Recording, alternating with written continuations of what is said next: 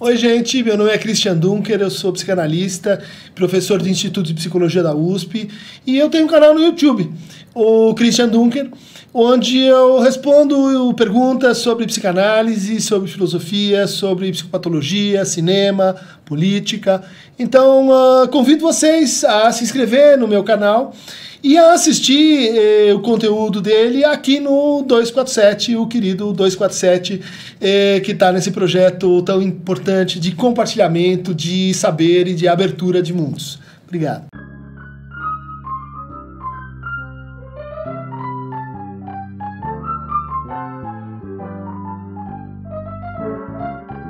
Bem-vindos ao nosso canal YouTube com o Falando Nisso de hoje.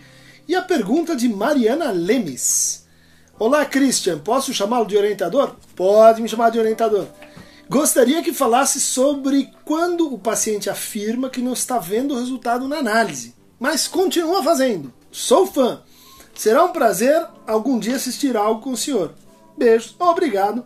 Mariana, venha, será um prazer assistir algo com você também. É uma pergunta muito interessante, muito pertinente, porque isso acontece com uma razoável frequência em análises mais longas, períodos em que aparentemente assim nada acontece, né? Em que a fala se repete, em que as questões voltam, em que há uma certa retomada e às vezes um incremento do mal-estar, né? Um processo que o Freud chamou de reação terapêutica negativa. Né? Ou seja, não só que os resultados não são bons, mas que o paciente piora depois de melhorar. Né? Isso levou o Freud até a argumentar que seria um dos motivos para levantar a possibilidade da existência de uma pulsão de morte, né? Uma espécie, nesse caso, de desejo de não melhorar, de desejo de não ficar bom, e que teria que ver com uma certa sincronia entre a transferência, a relação transferencial e a própria repetição, o núcleo da pulsão de morte. Porque a transferência, a gente sabe, ela tem vários momentos, né? Tem a lua de mel transferencial, onde há, enfim, uma grande transformação terapêutica do lado do analisante, porque ele percebe um espaço de escuta, um lugar onde ele pode estar com o outro, alguém que o respeita, que o escuta, que o acolhe. Depois vem um momento agudo, né, chamado de neurose de transferência, em que aquele sofrimento dos sintomas ele vai saindo da vida da pessoa e vai se canalizando para aquele encontro. Portanto, aquele encontro fica mais intenso, fica mais tenso e fica mais dolorido. Porque o psicanalista não responde àquilo que vem dentro da transferência, que são as demandas de amor, as demandas de reconhecimento, as demandas de ódio, e que fazem parte desse momento mais tenso. Em seguida, o que a gente teria é uma espécie de dissolução da transferência. A transferência vai ficando mais fraca, até que ela acaba. Então, nesse momento de dissolução, é comum que comecem a acontecer o quê? Reações terapêuticas negativas. Né? Por quê? Porque é como se o paciente tivesse assim que escolher: fico com a transferência, né, e com os meus sintomas, ou me livro disso e vou para a vida real, com os problemas reais, com as dificuldades reais. Bom, que tal eu ficar com a transferência mais um pouco? Então, uma melhor descrição seria de que a neurose de transferência ela tem esse momento agudo, mas ela vai voltando depois. Né? E nesses intervalos a gente tem isso que você chamou de períodos em que não se apresentam muitos resultados. Agora vamos fazer uma consideração mais parcimoniosa. Né?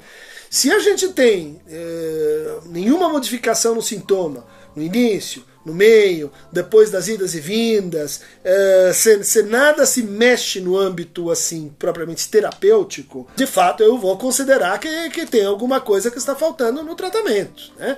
Quer do lado do analista, desejo do analista, interpretação, manejo de transferência, diagnóstico, manejo de acting out, resposta à demanda. Tem vários motivos pelos quais o tratamento pode encontrar uma espécie de beco sem saída, de impasse, de produção e reprodução de estados de angústia que não são assim favoráveis ao progresso do tratamento.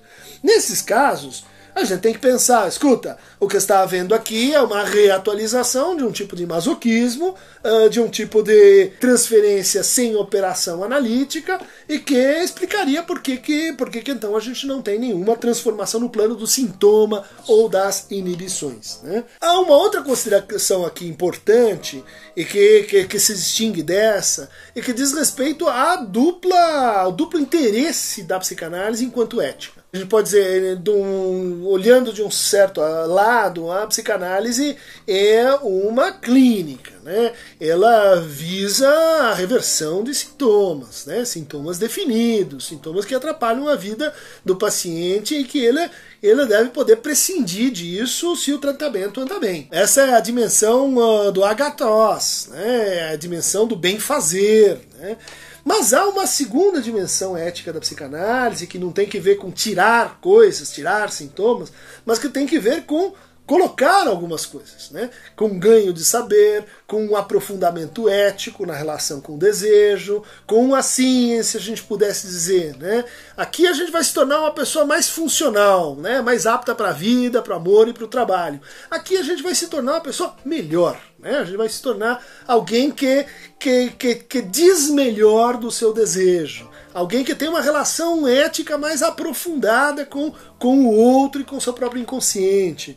Alguém que consegue usar a sua fantasia com outras finalidades que não a produção de mais e seriais sintomas. Por exemplo, os artistas entram nesse caso, né? Da reinvenção que eles fazem da sua fantasia na sua relação com a pulsão. Então, quando não está acontecendo nada do ponto de vista dos resultados, a gente tem que perguntar o que são os resultados, né? O que a gente quer? Remoção de sintomas? Se tornar alguém melhor em relação a si, né?